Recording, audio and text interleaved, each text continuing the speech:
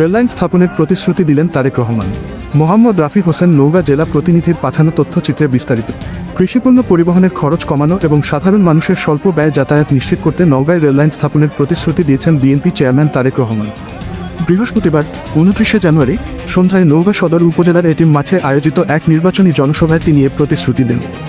জনসভায় বক্তব্য রাখতে গিয়ে তারেক রহমান বলেন, নওগাঁ ও জয়পুরহাট অঞ্চল একটি গুরুত্বপূর্ণ কৃষিভিত্তিক এলাকা।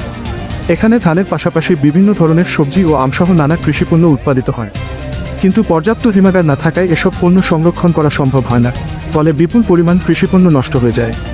বিএনপি সরকার গঠন করলে কৃষিপণ্য সংরক্ষণের জন্য প্রয়োজনীয় হিমাগার স্থাপনের ব্যবস্থা করা হবে।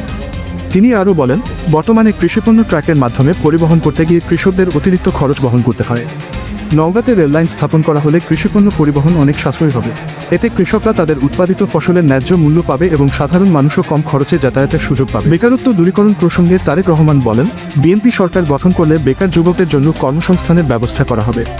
যেহেতু নওগাঁ একটি কৃষিভিত্তিক অঞ্চল, তাই এখানে কৃষিভিত্তিক মিল ও ফ্যাক্টরি স্থাপনে বিশেষ সহায়তা দেওয়া হবে। কৃষি ঋণ নিয়ে যারা মিল ফ্যাক্টরি স্থাপন করবেন তাদের সরকারিভাবে সহযোগিতা করা হবে। এর ফলে স্থানীয় মানুষের, বিশেষ করে তরুণদের কর্মসংস্থানের সুযোগ সৃষ্টি হবে। এছাড়া তথ্য প্রযুক্তি খাতে দক্ষ তরুণদের সম্ভাবনার কথা উল্লেখ করে তারেক রহমান বলেন, আইটি খাতে যারা ভালো কাজ করছে তাদের দক্ষতা কাজে লাগিয়ে নতুন কর্মক্ষেত্র তৈরির উদ্যোগ নেওয়া হবে। জনসভায় বিএনপি কেন্দ্রীয় ও স্থানীয় নেতৃবৃন্দ সহ বিপুল সংখ্যক নেতাকর্মী ও সাধারণ